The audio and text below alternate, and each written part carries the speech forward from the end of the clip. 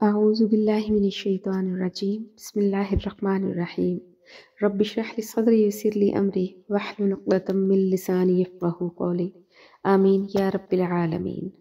پہلے سے صدقات اور خیرات کا ذکر چلا آ رہا ہے۔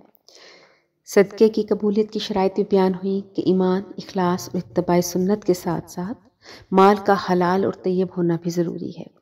اگر ان میں سے کوئی شرط نہیں پائی جائے گی تو صدقے کا کوئی ثواب نہیں ہوگا، اور اگر صدقہ ان شرائط کے ساتھ دیا جائے تو پھر اس کے باقی رہنے کی شرط کہ احسان نہ جتایا جائے اور اذیت نہ پہنچائی جائے۔ آگے بھی اس سے ہی متعلق بیان کیا، اللہ پاک فرماتے ہیں کہ ان تبدوا الصدقات، کہ اگر تم ظاہر کرو صدقات کو، فنعما ہی، تو یہ اچھا ہے، وان تخفوها، اور اگر تم ان کو چھپا کر دو تو وتؤتوها الفقراء، تو دو فقیروں اور محتاجوں کو، فہو خیر لکم، تو یہ بھی تمہارے لیے بہتر ہے۔ کہ اگر بتا کر صدقہ دیا جائے تو بھی بہتر ہے، اور اگر چھپا کر دیا جائے تو یہ بھی بہت بہتر ہے کہ ایسا دینا صدقہ ریا سے پاک ہوگا کہ اس کو کوئی دیکھنے والا نہ ہو۔ وَيُكَفِّرُ عَنْكُمْ، اور وہ دور کر دے گا تم سے، مِن سَيِّئَاتِكُمْ، تمہاری خطاؤں کو۔ صدقہ خیرات ہماری بہت ساری تکلیفوں کو دور کر دیتا ہے۔ جیسے حدیث میں بھی آتا ہے کہ الصدقۃ تطفئ غضب الرب، کہ صدقہ اللہ تعالیٰ کے غصے کو ٹھنڈا کرتا ہے۔ اسی طرح ایک اور جگہ ہے الصدقۃ تدفع البلایا، کہ صدقہ اور خیرات کی برکت سے مصیبتیں ٹل جاتی ہیں۔ صدقہ بہت نیک عمل ہے، بہت پسندیدہ عمل ہے، مگر لوگوں نے اس کا مفہوم ذرا صحیح نہیں سمجھا ہوا۔ جیسے اکثر لوگ دیکھا کہ جی کالی سری صدقے میں دے دیں اور اس سے بلائیں ٹل جاتی ہیں، کالا بکرا دے دیں۔ اصل صدقے کا مفہوم ہے کہ کسی غریب کی ضرورت کو پورا کرنا۔ اب اس کی ضرورت اگر کپڑا ہے، خوراک ہے، تو اس کو اگر ہم خالی ایک سری پکڑا آتے ہیں، یا ہم کچھ اس کو کالی ماش کی دال پکڑا آتے ہیں، جبکہ اس کو وہ ضرورت اس وقت نہیں ہے، اس وقت ہو سکتا ہے کہ اس کی ضرورت کوئی اس سے بڑھ کر ہو، تو ہمیں حقیقی صدقہ یہ ہے کہ غریب کی ضرورت کو پورا کیا جائے۔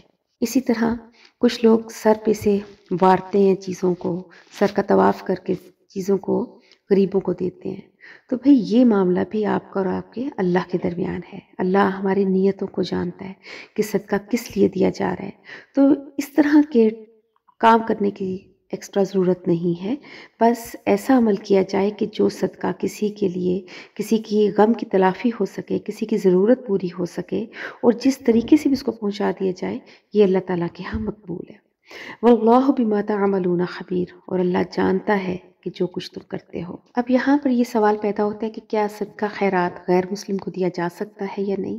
تو اس کے متعلق مسئلہ یہ ہے کہ نفلی صدقہ کافر کو دیا جا سکتا ہے، لیکن اس کے لیے شرط یہ ہے کہ وہ مسلمان کے خلاف لڑنے والا نہ ہو۔ صدقات میں دو طرح کے صدقے ہوتے ہیں، ایک ہوتا ہے صدقات واجبہ، اس کو ہم اعلانیہ طور پہ بھی دے سکتے ہیں، اور لیکن یہ صرف اور صرف مسلمان کو ہی دیا جائے گا، جس میں آپ کی زکوٰۃ ہے، عشر ہے، فطرانہ ہے، یا کوئی کفارہ اپنے ادا کرنا ہے، یا نماز روزے کا فدیہ ادا کرنا ہے، تو یہ صرف اور صرف مسلمان کو دیا جائے گا۔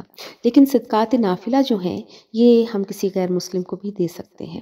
اور علماء یہ کہتے ہیں کہ صدقات واجبہ ہیں ان کو اعلانیہ طور پہ دینا چاہیے، اور صدقات نافلہ کو خفیہ طور پہ دینا چاہیے۔ جیسے نبی پاک صلی اللہ علیہ وآلہ وسلم نے فرمایا کہ جن لوگوں کو قیامت کے دن عرش الہی کا سایہ نصیب ہوگا، ان میں وہ شخص بھی شامل ہوگا کہ جس نے اتنے خفیہ طریقے سے صدقہ کیا کہ اس کے بائیں ہاتھ کو بھی پتہ نہ چلا اس کے دائیں ہاتھ نے کیا خرچ کیا ہے۔ تو صدقے میں چھپا کر اس کو ادا کرنا، اس کی افضلیت کو بعض علماء نے صرف نفلی صدقات تک محدود رکھا، جیسے میں نے پہلے بھی بتایا، مگر زکوٰۃ کی ادائیگی میں اظہار کو بہتر سمجھا۔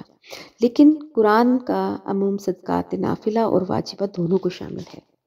تو یہاں یہ بات واضح ہو جاتی ہے کہ فقیروں کو صدقہ دینا انسان کے لیے بہتر ہے، اس سے انسان کے گناہ مٹ جاتے ہیں۔ تو شروع میں نبی پاک صلی اللہ علیہ وآلہ وسلم مالی طور پر کمزور کافروں کو نفلی صدقہ خیرات دے دیا کرتے تھے، اور بعد میں آپ نے اس نظریے کے تحت روک لیا کہ شاید تنگ ہو کر یہ لوگ ایمان قبول کر لیں، تو اس پہ اللہ پاک نے فرمایا کہ لیس علیک، کہ نہیں ہے آپ پر ہداہم، ان کو ہدایت دینا، ولیکن اللہ، اور لیکن اللہ، یہدی، ہدایت دیتا ہے، من یشاء، جس کو چاہتا ہے، کیونکہ ہدایت دینا اللہ کا کام ہے، یہ انسان کے اختیار میں نہیں ہے۔ تو اللہ جس کو چاہے ہدایت دے اور جس کو چاہے ہدایت نہ دے۔ لیکن ہدایت کے متعلق اس کا ایک قانون ہے جو ہم نے قرآن پاک میں ایک اور جگہ پر ہے کہ فمن شاء فلیؤمن ومن شاء فلیکفر، تو جو چاہے ایمان لائے اور جو چاہے کفر میں رہے، یعنی جس کا دل چاہتا ہے وہ اپنی مرضی اور اختیار سے ایمان لائے اور جو چاہے کفر اختیار کرے۔ لہٰذا ایمان لانے میں بھی انسان کی مرضی کا عمل دخل ہے اور کفر میں بھی یہی معاملہ ہے۔ مگر یہ چیز بھی ہے کہ اللہ نے قرآن پاک میں ہی فرمایا کہ میں یونیب کا لفظ ایک جگہ آیا کہ جو اس کی طرف رجوع کرتا ہے، جو ہدایت طلب کرتا ہے، جو چاہتا ہے کہ اس کو ہدایت ملے، جیسے سورہ صف میں ہے کہ فلما زاغوا ازاغ اللہ قلوبہم، کہ تو جب ان لوگوں نے کج روی اختیار کی تو اللہ تعالیٰ نے بھی ان کے دل ٹیڑھے کر دیے۔ تو جو لوگ پیٹھ پھیر کر کفر کی طرف چلے جائیں تو اللہ تعالیٰ ایسے لوگوں کو جبراً ہدایت نہیں دیتے۔ آگے ہے وما تنفقوا، اور جو کچھ بھی تم خرچ کرو گے من خیر، اپنے مال میں سے، فلی انفسکم، تو وہ تمہارے اپنے ہی لیے ہے، یعنی اس کا ثواب بھی اسی کو ملے گا۔ ما تنفقون، اور نہیں خرچ کرتے تم الا ابتغاء وجہ اللہ، مگر اللہ کی رضا حاصل کرنے کے لیے۔ وما تنفقوا، اور جو تم خرچ کرو گے من خیر، مال میں سے، یوفی الیکم، تو تمہیں پورا پورا بدلہ دیا جائے گا۔ عام بدلہ 10 گنا ہے، اور جبکہ اللہ کا ارشاد ہے کہ من جاء بالحسنۃ فلہ عشر امثالھا، کہ جو ایک نیکی کرے گا اللہ تعالیٰ اس کو 10 گنا اجر عطا فرمائے گا، اور وہ نیکی جو اللہ کی راہ میں ہو، یعنی فی سبیل اللہ کی مد میں ہو، تو اس کا ادنیٰ ترین درجہ 700 ہے۔ واللہ یضاعف لمن یشاء، کا بھی لفظ آیا کہ اللہ تعالیٰ بڑھاتا ہے جس کے لیے چاہتا ہے۔ وَأَنْتُمْ لَا تُظْلَمُونَ، اور تم پر ظلم نہیں کیا جائے گا، یعنی تمہاری کوئی نیکی کم نہیں کی جائے گی۔ تو اب سوال یہ ہے کہ صدقہ خیرات کن لوگوں کو دیا جائے؟ تو فرمایا للفقراء الذین، ان محتاجوں اور ضرورت مندوں کو، احصروا، جو گھر کر رہ گئے، فی سبیل اللہ، اللہ کی راہ میں، گھر کر رہ گئے یا اللہ کی راہ میں روکے گئے۔ لا یستطیعون، اور نہیں وہ طاقت رکھتے، ضربا فی الارض، زمین میں چلنے کی، یحسبہم الجاہل، اور ناواقف لوگ اس کو سمجھتے ہیں اغنیاء، مالدار، من التعفف، سوال سے بچنے کی وجہ سے، کہ وہ لوگ سوال نہیں کرتے، کسی کے آگے ہاتھ نہیں پھیلاتے، تو لوگ سمجھتے ہیں کہ وہ لوگ مالدار ہیں، ضرورت مند نہیں ہیں، کیونکہ وہ سوال نہیں کرتے۔ تو پھر تعریفہم، تو ان کو پہچانے کا بھی، سیماہم، ان کی علامتوں سے، کہ ظاہر ہے کہ جو شخص جس کی ضروریات پوری نہیں ہو رہی تو ان کا صحت کا معاملہ بھی پھر اتنا بہتر نہیں ہوتا، ان کے چہرے سے پتہ چل جاتا ہے کہ ان کی اندرونی صحت کیسی ہے۔ اور اس کے علاوہ لا یسألون الناس، وہ سوال نہیں کرتے لوگوں سے، الحافہ، چمٹ کر۔ وما تنفقوا، اور جو کچھ تم خرچ کرو گے من خیر، مال میں سے، فإن اللہ، تو بس بے شک اللہ بہ علیم، اس کو جاننے والا ہے۔ کیونکہ اقامت دین کی جدوجہد کے لیے جو لوگ ہر وقت لگے رہتے ہیں ان کے لیے پھر دنیا کے لیے وقت کم پڑ جاتا ہے۔ پھر ایسے میں مالدار لوگوں کا فرض ہے کہ ایسے لوگوں کے آگے بڑھ کے مدد کریں۔ انفاق فی سبیل اللہ میں سب سے زیادہ حقدار یہی لوگ ہیں۔ آگے فرمایا الذین ینفقون، وہ لوگ جو خرچ کرتے ہیں، اموالہم، اپنے مال، باللیل والنہار، رات کو اور دن کو، یعنی کہ اس کے لیے بھی کوئی وقت متعین نہیں ہے کہ آپ نے کس وقت میں کرنا ہے۔ جیسے اکثر لوگ جمعرات کو صدقہ کرتے ہیں، یا 10واں 40واں ہوگا تو خیرات ہوگی، تو اس چیز کی بھی اللہ نے اور ہمارے مذہب نے نفی کی کہ ہر وقت اللہ کا وقت ہے، ہر دن اللہ کا دن ہے، جب چاہے خرچ کرو، سرًا و علانیۃً، چھپا کر یا ظاہر کر کے۔ فلہم، پس اس کے لیے، اجرہم، اس کا اجر ہے، عند ربہم، اس کے رب کے ہاں، ولا خوف، اور نہ ہی کوئی خوف ہوگا، علیہم، ان پر، یعنی قیامت کے دن ان پر کوئی خوف نہیں ہوگا، ولا ہم یحزنون، اور نہ ہی وہ غمگین ہوں گے۔ حدیث پاک میں آتا ہے الخلق عیال اللہ، کہ مخلوق اللہ کا کنبہ ہے، کہ اللہ تعالیٰ کسی کے ساتھ زیادتی نہیں چاہتے، کسی بھی انسان کے ساتھ۔ اب جب ایک کامیاب تاجر کے پاس کسی دوسرے کام کے لیے وقت نہیں رہتا تو ٹھیک یہی معاملہ ایک دین کی خدمت کرنے والے شخص کا بھی ہے، کہ اس کے پاس بھی دنیا کی جدوجہد کے لیے وقت نہیں رہتا۔ پھر جب انسان ایک ڈھنگ پر کام کرتا جاتا ہے، اس کا دن رات جب اسی کام میں گزرتا ہے تو اس کا مزاج اسی کے ساتھ مل جاتا ہے۔ اب وہ جو تجارتی اونچ نیچ اور باریکیاں جان سکتا ہے ایک دینی شخص، اس کے لیے وہ کام مشکل ہوں گے۔